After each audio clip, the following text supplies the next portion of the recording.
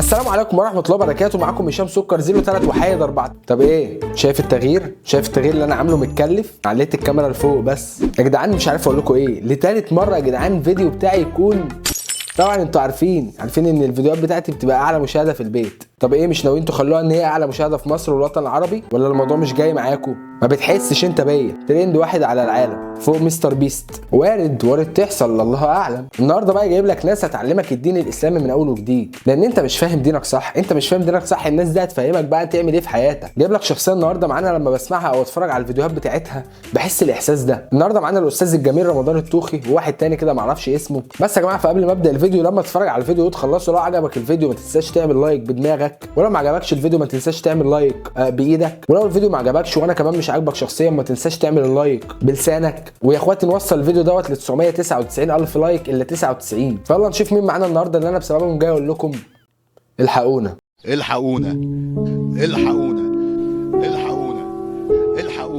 الغزالة رايقة، هو ده. رمضان التوخي من الشخصيات النادرة اللي هي بتتكرر كل 100 سنة او كل 200 سنة، يعني شخصية مش سهل تلاقيها. هو والتوخي بتاع السمين بالمناسبة. بحب التوخي بتاع السمين جدا، بحب الرقصة بتاعته لان هي بتنفع على اي اغنية. يعني بص دلوقتي هنجرب نشغلها على اي اغنية. بس تفكر تيجي على الماما تزرزر شغل على نفسيتي، لابس كل اللي في اوروبا عشان افريقي، كله شبه بعض حاسس اني في سويسي. انا بتشني تشاف تخيش وعش ما تعيش عشان ما شفتلكش تنكشني تشوف شغل تحت. رمضان التوخي طبعا مميز بالصمنيل والعناوين بتاع الفيديوهات بتاعته. انا من غيرك بتوه توهان، انا من غيرك ماليش عنوان. الفنان بهاء سلطان. سألناهم اغنية في فيلم وردهم كان قاسي، ردهم كان ناري، ردهم كان انفجاري. والان مع المفاجاه الكبرى. اسهل حاجه، اسهل صمنيل واسهل عناوين. انت مش محتاج تعمل اي حاجه، انت هتفتح التيك توك هتشوف ايه الترند اللي داير اليومين دول وتقوم واخد اسم الترند دوت حاطه في عنوان فيديو. الزوجه المعجزه وقفتها في الشارع واعترفت لها ان انا بحبها جامد، ورد فعلها صدمني. صدمك بس يعني مش المفروض ترفع عليك قضيه ولا انا بيتهيألي؟ المهندسه المعجزه طردتنا من موقع العمل بالعافيه. واضح ان كل الناس اللي هو بيروح يعمل معاهم لقاءات بيبقوا مش حابينه، بيقابلوه بطريقه وحشه، بيضربوه، بيكون الرد بتاعهم ناري، الرد بتاعهم بيكون صادم، الرد بتاعهم بيكون حراق. والآن مع المفاجأة الكبرى. ايه يا عمو انا دي اقل حاجه، دي اقل رد فعل الراجل يعمله معايا. انا لو واحد دخل عليا في الشارع الدخله ديت منشفت على دماغه، اديله منشفت على دماغه. الراجل اصلا فاهم مروح من شغله زهقان تعبان، فتخيل كمان يقابل رمضان التوخي في وشه. استنى بس يا حاج هقول لك. والآن مع المفاجأة الكبرى دي ترند طلعت دلوقتي مكسر الدنيا. والآن مع المفاجأة الكبرى بيعمل لك كده. خلاص بقى يلا بقى، احنا ولادنا بتوع قرآن بس. بتوع مين؟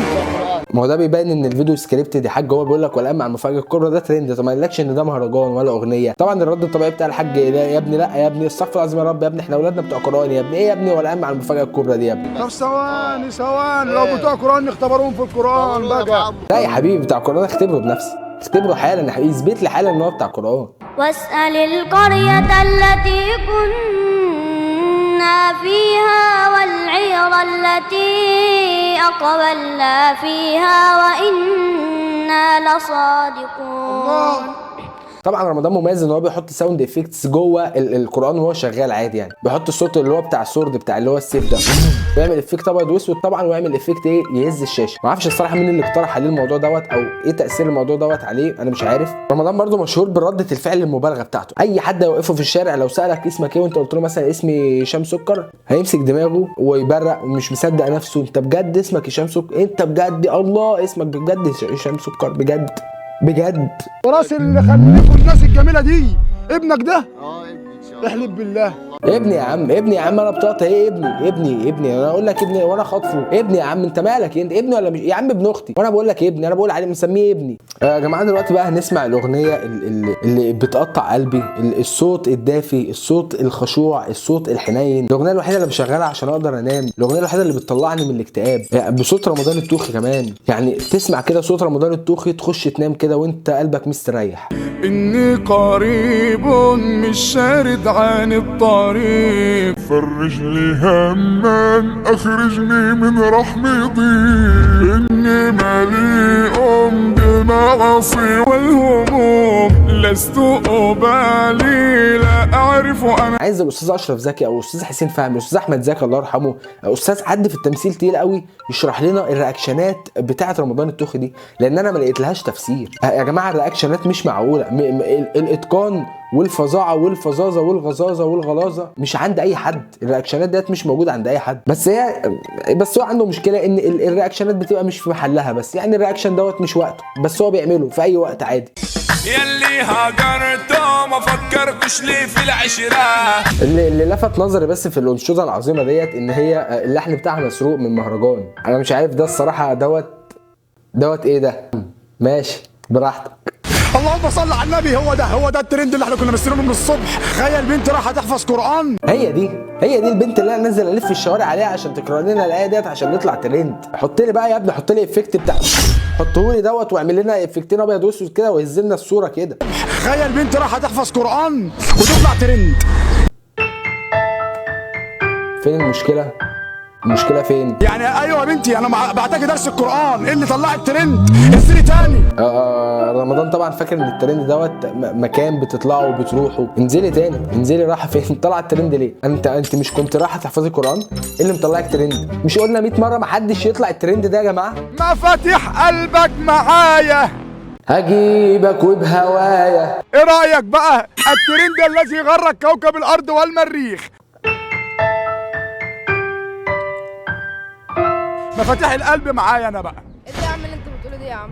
القلب بايدين ربنا. مفاتيح ده واحد عادي كان ماشي في الشارع عادي جدا عادي. هو رمضان بقى بينزل للناس دي. ده بقى اليوم اللي انت امك ما بتدعيلكش فيه، هتنزل هتقابل رمضان بقى يعمل معاك لقاء يطلعك ترند. هو ده بقى، ده اليوم اللي مثلا انت بتنسى فيه تاخد شنطه الزباله معاك وانت نازل. رمضان هيقابلك هيبهدلك، هيطلعك ترند ويحط عليك افكتات ابيض واسود ويحط لك الصوت بتاع السيف، يعني هتتبهدل. مين؟ القلب بايدين ربنا. مفاتيح القلب بتاعك ده بايد ربنا. ده كله طالع مفاتيح قلبك معايا. لا مش كله عادي مش كل الناس طالعه كده. ايه بقى الحوار؟ انت كده بتكدبهم كلهم. هم كدابين. والله انت شايف كده؟ ايوه. هم مين دلوقتي؟ انا مالي؟ طيب انا مالي وانت بتغلط ليه؟ انا مالي دلوقتي؟ انا ما طلعتش قلت كده. الله اكبر عليك، الله اكبر عليك يا ابني. هو ده الترند الحقيقي، ده الترند الحقيقي بيدوم يا حبيبي. والحب مسهرني والشوق بيداريني. يلا ومحمد منير بقى ومحمد فؤاد والشله كلها. ايه الجمال ده؟ يعني شاب 14 سنه، شاب ايه؟ طفل 14 سنه لسه، يعني ما اتكتبش في عرف البني ادمين ان هو شاب. هزق الواد، شاب طفل عنده 14 سنه ما اتكتبش في عرف البني ادمين. مين عرف البني ادمين ومين اللي بيكتبه؟ مش عارف الصراحه. مفاتيح قلبك معايا. اثبتوا انتوا الثلاثه رايحين فين؟ ما خدتوش الزباله اللي معاكم انتوا نازلين النهارده. انا قابلتكم. مفاتيح قلبك معايا، هتكملي ولا تطلعوا ترند؟ هتكملي معانا الاغنيه هتطلعي ترند ان انت حافظه اغاني، مش هتكملي معانا الاغنيه وتقراي قران هتطلعي ترند برضو ان انت مش حافظه اغاني وحافظه قران. كملي الترند المعجزه تكسبي معانا 3 ايفونات من شركه سامسونج برو ماكس. شركة ابل عارفة بالكلام اللي انت بتقوله ده؟ يعني شركة ابل عارفة ان في ايفون نزل سامسونج برو ماكس، عارفة الكلام ده، وسامسونج عارفة وساكتة برضو. احنا ديننا ما علمناش الحاجات اللي لا بسم الله ما شاء الله مفيش بنت يعني انتوا ما تعرفوش الترند بتعرفوه. ما تعرفوش ازاي يا جماعة؟ ولا انتوا ايه؟ انتوا حافظين قرآن؟ ازاي ما بتفتحوش تيك توك وعارفين الحاجات دي؟ انا رمضان نازل لكم مخصوص عشان اثبت لكم ان انتوا مش حافظين حاجة. واحنا مش عايزين نعرف، دي مش تربيتنا. امشي بقى يلا من قدامنا من هنا، مش هنقف معاك كمان. انت واقف معانا بتعمل ايه انت؟ مفاتيح قلبك معايا. كملي الترند ما شاء الله. بس دي مكسره الدنيا يا جماعه. ده ساوند مكسر الدنيا ازاي؟ انتوا ما عندكوش تيك توك ولا ايه يا جماعه؟ لا يعني معقوله انتوا حافظين قران؟ يا عليكم. الغزاله رايقه، الناس الحلوه سايقه، يا رمضان ارحمنا بالله عليك خلاص. هو ده انت هو دول يا جدعان. الغزاله رايقه اهو، صح كده؟ ايوه صح. مش هو. لا مش هو مش احنا مش عمي مش هو. ابعد اهو فعلا مغرور اهو بقى فعلا. طب ثانيه واحده عايزك قرب منها. انا اسف انا لمستك، انا اسف. طيب انت الغزاله رايقه صح؟ يا عم مش هو يا عم مش هو. اقفل الفيديو خلاص. مش هو الترند اللي كسر كوكب الارض والمريخ، صح كده؟ اللهم صل على سيدنا محمد. طب ممكن تسمعها لي؟ طبعا عارفين اللي هيحصل. هيقول له سمعهاني، هيقوم الولد قارئ قران، رمضان يبرق. الساوند ينزل ابيض واسود، الفيديو يتهز. بس انا ما كنتش متخيل انك هتسيبيني يا اكمل النقط: يا فريده، يا ابتسام، يا هنا، يا جودي. وطبعا يا جماعه رمضان مأكد لنا ان اللي هيجاوب صح ليه ايفون من شركه سامسونج اس برو اكس ماكس فاكس انفينكس نوت 4 321. وانت فين؟ انت فين بلدك وفين عيالك؟ انت كمان ليك في التمثيل يا رمضان ولا الدنيا انت؟ خد السلاح وروح حارب. مين هيدافع عن عربي زيه زيك؟ انجلش ايه؟ انا اتلخبطت بينه وبين محمد رمضان. ده محمد رمضان ده ولا مين ده؟ الله. ايه يا نمبر 1؟ يا عم ما تتعبنيش. ايه؟ اخيرا حد وقفك، اخيرا بقى حد وقفك ويحاسبك ويعرفك ان في حاجات تايهه عنك. لحظه خطف رمضان الطوخي اللي عمل كده بجد هيكسب ثواب. في نهايه الجزء بتاع رمضان ده بس عايز اقول له حاجه: حاول تغير الطريقه بتاعتك بتاع الفيديوهات لان الطريقه مش كويسه. انت يا عم فيك حاجه احسن مننا وانت بتقدم قران وباذن الله تكون احسن مننا، بس صدقني طريقتك في تقديم الفيديوهات غلط. والقران برضه له احترامه، ما تدخلش القران وسط هزار او وسط اغاني او وسط ترندات انت بتعملها، وما تحط الساوند افكتات على القران. نيجي بقى للشخص الثاني يا جماعه، ودوت ده بقى اللي هيعلمكم الدين الاسلامي الجديد. انا ملحد وهقطع المصحف، انا ملحد ابعد عني.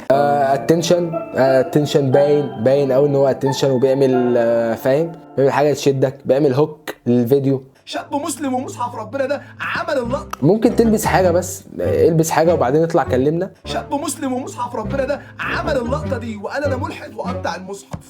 فين الواد ده؟ الواد ده فين؟ يعني ورينا الفيديو بتاعه، وريهولنا فين الواد ده، ولا هو قال لك انت بس؟ قطع المصحف. انت شاب مسلم ازاي وتقطع مصحف ربنا ازاي وتقول انا ملحد ازاي؟ هو فين بقى؟ قول لي هو فين الواد ده؟ حرام عليك يا ابن الحلال، حرام عليك. اي مسلم هيشوف الفيديو ده، اي مسلم ومش هيشير الفيديو ده. الفيديو بتاعك يعني؟ ما هو الفيديو بتاعك قدم ايه بقى عشان انا اشيره؟ شير الفيديو ده او مش هيعمل فيديو ويدافع عن دينه، يبقى انت خساره فيك الاسلام اقسم بالله. الفيديو بتاعك انت قدم ايه عشان انا اشيره وانت تخليني خسرتني الاسلام دلوقتي؟ يعني انا صليت ال5 صلوات دلوقتي وبعمل كل اركان الاسلام واركان الايمان وكل حاجه، انت خسرتني الاسلام عشان ما شيرتش الفيديو بتاعك بجد والله. كفايه لحد كده، ربنا يحاسبنا على كل ده اقسم بالله، ربنا يحاسبك على سكوتك يا ابن الحلال. شير الفيديو بتاعي بقى، شير الفيديو بتاعي ربنا هيحاسبك. لو ما شيرتش الفيديو بتاعي ربنا هيحاسبك. واحد في الكومنتات بيقول له انا مسيحي وشيرت الفيديو والله. ايه انت شايف ايه؟ تعرفوا ان رسول الله اقسم بالله ان اللي هينشر الايه دي في ملائكه ينزلوا من السماء يبشروه بالجنه. الرسول اقسم فين ان اللي هينشر الايه ديت في ملائكه هتنزل. يا اسطى انت بتجيب لي اكتئاب لان انت بتالف، يعني انت بتالف حاجات جديده جدا ما حصلتش قبل كده في الدين بتاعنا. فين الحديث بتاعك الصحيح اللي بيقول الكلام ده؟ والفيديو جايب ملايين المشاهدات وملايين الكومنتات وملايين اللاف. الناس اللي عملت كده طيب كانت مستنى فعلا الملائكه تنزل تاكد لها حاجه؟ انتوا عارفين انتوا بتتابعوا مين، ولا انتوا بتعملوا لاف لمين، ولا بتعملوا كومنتات لمين؟ انا مش بقول لك ما تطلعش تنشر قران ولا تروح تعمل حاجه عكس كده وتعمل حاجه تجيب سيئات للناس، بس الطريقه بتاعتك برضو مؤذيه، الطريقه بتاعتك غلط والاسلوب بتاعك غلط. لو ما بتحبش ربنا قلب الفيديو، بتحب ربنا استنى بقى واطلع دافع عن ربك. عشان انا بحب ربنا عادي بس انا مش عايز اتفرج على الفيديو بتاعك، فعادي هقلب الفيديو. ما تحاسبنيش انت، ما تطلعش تحاسبني. اقسم بالله بيعملوا من القران اغاني، اقسم بالله بيحرفوا في ديننا، اقسم بالله بيقطعوا المصاحف وشباب مسلمين بيلحدوا، اقسم بالله دي مهزله، اقسم بالله الناس دي لازم تتجاب وتتحاكم. شيروا الفيديو بتاعي بقى، لو ما شيرتش الفيديو بتاعي تتحاسب، لو سكت لان انت كده ساكت عندنا، لو ما شيرتش الفيديو بتاعي وعملت لايك على الفيديو. ايه يا عم؟ حرام يا جدعان، اقسم بالله بشوف شباب وبنات مسلمين كده اهو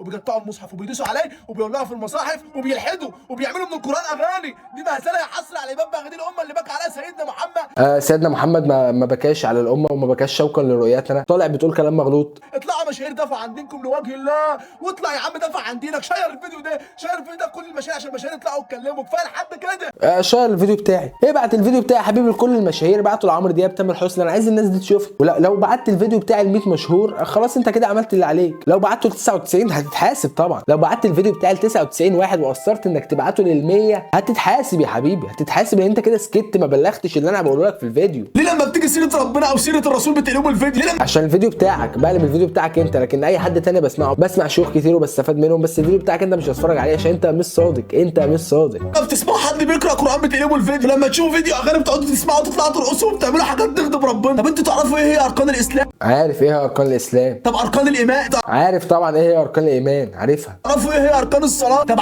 عارف طبعا اركان الصلاه، انا مسلم عارفها. ابناء الرسول. طب اكبر بنات الرسول في الرسول اتولد فين؟ طب مكان تعبده قبل البعثه تعرفوا هي اسم والده الرسول. طب عارف كل المعلومات اللي انت بتقولها دي، انا كده تمام. ما شيرش الفيديو بتاعك صح؟ البسوا واسع عشان لما تركبوا مواصلات يقوم لك راجل ويقعدك مكانه. بيلبسوا واسع يا عم، والله ما حدش بيقوم، المواصلات بقت غاليه والناس الكبيره بقت تعبانه فما حدش بيقوم لحد. البسوا واسع عشان لما تعدي قدام شله من الشباب يوسعوا لك كانك ملكه معديه من قصرك. بيلبسوا واسع يا عم والله، بتعدي من بين الشباب وبيعكسوها عادي. وبعدين يا الملكه اللي لابسه واسع تعدي من بين الشباب ليه يا اسطى؟ هي داخله عرض ازياء. الحجاب مش هيقلل من جمالك حاجه، فلو انت محجبه تبعتي لي على الخاص عشان نتعرف على بعض ونشكرك ان انت لابسه الحجاب. البسوا واسع عشان لما واحد صايع يشوفك يغض بصره ويحترمك. يعني انت متخيل ان في واحده دلوقتي لابسه واسع او محجبه عدت مثلا من اكتر واحد صايع في الدنيا، قام هو عامل عدي يلا اتفضل. ده مين ده يا اسطى؟ ده مين ده؟ ما لابسين نقاب وبيتعكسوا. والبسوا واسع عشان لما يشوفك واحد محترم يدعي ويقول يا رب وعدني بواحده زي دي. عارف انت العيال اللي بتنزل بوستات اللي هي اللي بتنزلها الصفحات اللي هي المشهوره على الفيس، واللي هم البنات اللي لابسين واسع، والواد بقى اللي بيشير البوست اللي بيكتب فوقيه البسوا كده يا بنات لان احنا بنحب كده. الواد ده بيبقى عامل مولت وبيبقى لابس سكيني وبيبقى قاطع حاجبه وبيبقى شايل مطوه في جيبه، بس ماليش دعوه تلبسي واسع انا هاخدك. او العيال اللي بتشير نفس الصور دي وتكتب عن جمال الستايل ده. طب ما هو في يا اسطى، ما هو في ناس بتلبس فعلا الستايل ده، وفي بنات بتلبس واسع، وفي بنات محجبه. روح بقى اتجوز منهم بقى. بس انت راشق في الاكونت بتاع اسماء جلال مش عايز تحله، ولا انت عايزها هي اللي تيجي تتقدم لك؟ البسي واسع عشان تحافظ على كرامتك وكرامه البيت اللي انت طالعه منه. البسي واسع، ولو انت لابسه واسع دلوقتي ابعتي لي سكرين بالكلام دوت عشان تثبتي لي ان انت لابسه واسع. انجزي. ويا ريت ما حدش يقول له ده حريه شخصيه، عشان في فرق بين الحريه والاحترام. شخبط على الكلام، واي واحده لابسه واسع تخش تكلمني في الخاص. مش ده المصحف، انا ملحد اقسم بالله. اتنشن هوك عشان تكمل الفيديو، فكمل الفيديو. مش ده المصحف، انا ملح اندرسكور دال. لا ومصحف ربنا ده شاب قطع المصحف مش عارف اسمه ايه كده. ما عشان هو مش عارف اسمه، عشان والله هو مش عارف اسمه، عشان ما فيش حد عمل كده، او لو حد عمل كده فهو حاله عملت كده قدامه، او ما اعرفش هو شافها فين، او شافها من مثلا فيديو قديم اللي هو 2002، او الحالات اللي هي بتاعت 2006 اللي هو البنت اللي وقفت على مصحف فتحولت لسلحفه والحاجات دي. هو بقى شايف الكلام دوت وخدها محتوى، خلاص هو خد الحاله دي محتوى، انا هقعد اعمل محتوى عليها بقى. بعدين انت مش لسه عامل الفيديو دوت من شويه؟ ما هو كده الفيديو انت خدته محتوى. انت بتعمل شاب مسلم قال عن الحاله ويقول لك ربنا مش موجود ومش عارف استغفر الله العظيم يا رب. انتوا بتعملوا اقسم بالله انا اتصدمت. انا كمان اتصدمت من اللي انت بتعمله. انتوا بتعملوا الغرب اثروا عليكم في شيروا الفيديو يا جماعه، شيروا الفيديو يا جماعه وصلوا على النبي 3 مرات في الكومنتات. الغرب اثروا علينا يا جدعان، الغرب بهدلونا. شاب ما اعرفش اسمه، ما اعرفش عمل ايه. الواد بيسمع زياد زازا يا جدعان، الغرب عملوا ايه فيكم؟ الناس دلوقتي لابسه اوفر سايز. شير الفيديو واكتب زياد زازا 3 مرات في الكومنتات. اقسم بالله مصدوم زي اللي بيشوف الفيديو. انت دلوقتي مصدوم بتتفرج على الفيديو مصدوم، انا مصدوم اكتر منك. يا انا مش مصدوم، انا مش مصدوم، انا قاعد تمام اهو. سوزي خرجت.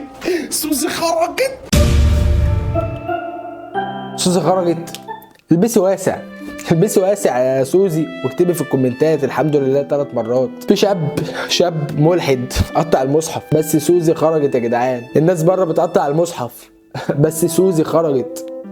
الناس ليه بتقرب يا جدعان لما القرآن يشتغل في الفيديو؟ بس سوزي خرجت يا جماعه. وديت صوره سوزي يا جماعه عشان لو ما تعرفوهاش، ديت صوره سوزي بشعرها اهوت، ويا جماعه كل حاجه باينه. ازاي ما بتشيرش الفيديو يا ابني؟ وتكتب سبحان الله في الكومنتات 3 مرات؟ ضاع اسلامنا. سوزي خرجت يا ولاد. سوزي خرجت يا جماعه. سوزي خرجت يا جدعان. والناس بره بتقطع المصحف، والبنات ما بتلبسش واسع، والشباب بقوا بيلبسوا اوفر سايز، وبيسمعوا زياد زازا، وبيسمعوا مهاب، وبيروحوا حفلات. شير الفيديو دوت واكتب تم 3 مرات في الكومنتات، وبعتي لي صورتك لو انت لابسه اوفر سايز عشان سوزي خرجت. اندفعت الكفاله وسوزي خرجت. احلى مسا عليكم، وكل الناس بقى يدعوا لها عشان سوزي هترجع تكسر الدنيا تاني.